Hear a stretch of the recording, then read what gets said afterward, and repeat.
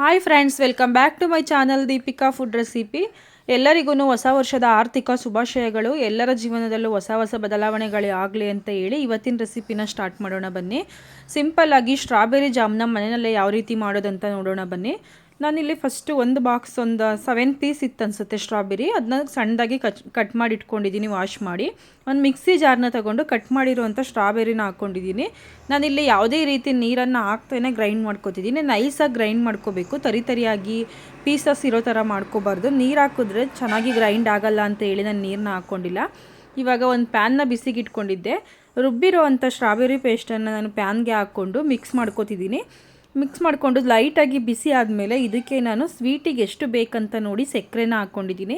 ನಾನಿಲ್ಲೊಂದು ಅರ್ಧ ಕಪ್ಪಷ್ಟು ಅಂದರೆ ಒಂದು 4 ಟೇಬಲ್ ಸ್ಪೂನಷ್ಟು ಸಕ್ಕರೆನ ಹಾಕ್ಕೊಂಡಿದ್ದೀನಿ.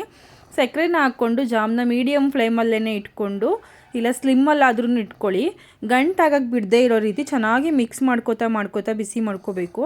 ಬಿಸಿ ಆಗ್ತಾ ಕಲರ್ ಕೂಡ ಚೇಂಜ್ ಆಗುತ್ತೆ, ಜಾಮ್ ಕೂಡ ಗಟ್ಟಿ ಆಗುತ್ತಾ ಬರುತ್ತೆ. ತುಂಬಾ ಟೇಸ್ಟಿಯಾಗಿರುತ್ತೆ. ನಾವೀಗ ಹೊರಗಡೆ ಬೇಕ್ರಿನಲ್ಲೆಲ್ಲ ತಂದು ಮಕ್ಕಳಿಗೆ ಬ್ರೆಡ್ ಜೊತೆ ಕೊಡೋದಕ್ಕಿಂತ ಈ ರೀತಿ ಸಿಂಪಲ್ಲಾಗಿ ಮನೆಯಲ್ಲೇ ಮಾಡ್ಕೋಬೋದು. ಒಂದು 10 ನಿಮಿಷ ಸಾಕಾಗುತ್ತೆ, ಆರಾಮಾಗಿ ಮಾಡ್ಕೋಬೋದು. ಈಗ ಮಕ್ಕಳಿಗೆ ಬ್ರೆಡ್ ಜೊತೆ ಚಪಾತಿ ಜೊತೆ ಎಲ್ಲ ಕೊಡಬೇಕಂದ್ರೆ ಈ ರೀತಿ ಮಾಡ್ಕೋಬೋದು. ನನ್ನ ಮಗಂಗೆ ನಾನು ಚಪಾತಿ ಜೊತೆಗೆ ಜಾಮ್ನೇ ಜಾಸ್ತಿ ಯೂಸ್ ಮಾಡೋದು, ಹಾಗಾಗಿ ನಾನು ಮನೆಯಲ್ಲೇ ಮಾಡ್ಕೋತೀನಿ, ಬೇಕ್ರಿನಲ್ಲೆಲ್ಲೂ ತರಿಸೋದಿಲ್ಲ. ತುಂಬಾ ಟೇಸ್ಟಿಯಾಗಿರುತ್ತೆ. ನೋಡಿ, ಇವಾಗ ಜಾಮ್ನ ಅದನ್ನು ಚೆಕ್ ಮಾಡ್ಕೋಬೇಕು. ಈ ರೀತಿ ಬಂದಾಗ ಗೊತ್ತಾಗ್ಬಿಡುತ್ತೆ ನಿಮಗೆ ಜಾಮು ಪರ್ಫೆಕ್ಟಾಗಿ ರೆಡಿಯಾಗಿದೆ ಅಂತ. ಕೈಗೆ ಸ್ವಲ್ಪ ಅಂಟೋ ಥರ ಇರಬೇಕು, ತುಂಬ ಅಂಟೋ ಥರ ಏನು ಮಾಡಬೇಕಾಗಿರಲ್ಲ. ಇವಾಗ ಜಾಮ್ ರೆಡಿಯಾಗಿದೆ, ಅದನ್ನ ಬ್ರೆಡ್ ಜೊತೆ ಸರ್ವ್ ಮಾಡೋಣ ಬನ್ನಿ. ನಾನಿವಾಗ ಇಲ್ಲಿ 2 ಪೀಸು ಬ್ರೆಡ್ನ ತೊಗೊಂಡಿದ್ದೀನಿ, ಸ್ಲೈಸಸ್ದು. ಇದು ಮಿಲ್ಕ್ ಬ್ರೆಡ್ ತೊಗೊಂಡಿದ್ದೀನಿ, ನೀವು ಯಾವ ಬ್ರೆಡ್ ಕೂಡ ತೊಗೋಬೋದು. ಜಾಮ್ ನೋಡಿ ಈ ಕನ್ಸಿಸ್ಟೆನ್ಸಿಲಿದೆ, ರೆಡಿಯಾಗಿದೆ. ಈಗ ಬ್ರೆಡ್ ಪೀಸಸ್ಗೆ ಜಾಮ್ನ ಹಾಕೋತಿದ್ದೀನಿ. ಮಕ್ಕಳಿಗೆಲ್ಲ ಇಷ್ಟ ಆಗೋದೇ ಜಾಮ್ ಅಲ್ವಾ, ಸ್ವೀಟ್ ಇರುತ್ತೆ ಅಂತ ಹೇಳಿ.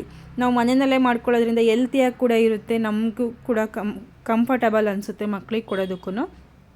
ಈಗ ಬ್ರೆಡ್ಗೆ ನಾನು ಎಷ್ಟು ಬೇಕು ಜಾಮ್ ಅಷ್ಟನ್ನು ಹಚ್ಕೋತಿದ್ದೀನಿ. ಲೈಟಾಗಿ ಬೇಕಂದರೆ ಲೈಟಾಗಿ ಹಾಕ್ಬೋದು, ಇಲ್ಲ ಜಾಸ್ತಿ ಬೇಕಂತ ಹೇಳಿದ್ರೆ ಜಾಸ್ತಿಯಾಗಿ ಹಾಕ್ಕೋಬೋದು. ಈ ರೀತಿ ಜಾಮ್ನ ನೀವು ಮನೆಯಲ್ಲೇ ಮಾಡಿ ಸ್ಟೋರ್ ಮಾಡಿ ಇಟ್ಕೊಂಡ್ರೆ ಒಂದು 15 ಡೇಸ್ವರೆಗೂ ಕೂಡ ಇಟ್ಕೋಬೋದು. ಸ್ವಲ್ಪನೇ ಮಾಡಿಕೊಂಡ್ರೆ ಫ್ರೆಶ್ ಆಗಿ ಕೂಡ ಮಾಡ್ಕೋಬೋದು. ನಾನಿವಾಗ ಬ್ರೆಡ್ಗೆ ಜಾಮ್ನ ಹಚ್ಬಿಟ್ಟು ಇವಾಗ ಮೇಲ್ಗಡೆ ಒಂದು ಸ್ಲೈಸಸ್ನಿಂದ ಕ್ಲೋಸ್ ಮಾಡ್ಕೋತಿದ್ದೀನಿ. ಈಗೇನು ನಿಮಗೆ ಎಷ್ಟು ಸ್ಲೈಸಸ್ ಬೇಕು ಎಲ್ಲ ಸ್ಲೈಸಸ್ಗೂ ಹಾಗೇ ಹಾಕ್ಕೊಂಡು ಕ್ಲೋಸ್ ಮಾಡಿಕೊಂಡ್ರೆ ತುಂಬಾ ಟೇಸ್ಟಿಯಾಗಿರುತ್ತೆ. ಮಕ್ಕಳಿಗೆ ಅಂತ ಅಲ್ಲ, ದೊಡ್ಡವರು ಕೂಡ ಇಷ್ಟಪಟ್ಟು ತಿನ್ಬೋದು. ಮತ್ತು ಮಕ್ಕಳಿಗೆ ಏನಾದರೂ ನಾವು ಲಂಚ್ ಬಾಕ್ಸ್ ಜೊತೆಗೆ ಸ್ನ್ಯಾಕ್ಸ್ ಕೊಡಬೇಕಂದ್ರೆ, ಈವ್ನಿಂಗ್ ಟೈಮ್ ಸ್ನ್ಯಾಕ್ಸ್ ಬೇಕಂದಾಗ ಈ ರೀತಿ ಮನೆಯಲ್ಲಿ ಜಾಮ್ನ ಮಾಡಿ ಇಟ್ಕೊಂಡಿದ್ರೆ, ಬ್ರೆಡ್ ಇರುತ್ತೆ ಅಲ್ವಾ, ಆಲ್ಮೋಸ್ಟ್ ಎಲ್ಲರೂ ಮನೇಲೂ ಇಟ್ಕೊಂಡಿರ್ತಾರೆ ಮಕ್ಕಳಿರೋ ಮನೆಯಲ್ಲಿ, ಆವಾಗ ಬೇಗನೆ ಕೊಡ್ಬೋದು. ಈಗ ನಾನು ಅದನ್ನ ಸ್ಲೈಸಸ್ನ ಕಟ್ ಮಾಡ್ಕೋತಿದ್ದೀನಿ. ನೋಡಿ, ಕಟ್ ಮಾಡಿ ತೋರಿಸ್ತೀನಿ ಯಾವ ರೀತಿ ಬಂದಿದೆ ಅಂತ. ತುಂಬಾ ಟೇಸ್ಟಿಯಾಗಿರುತ್ತೆ.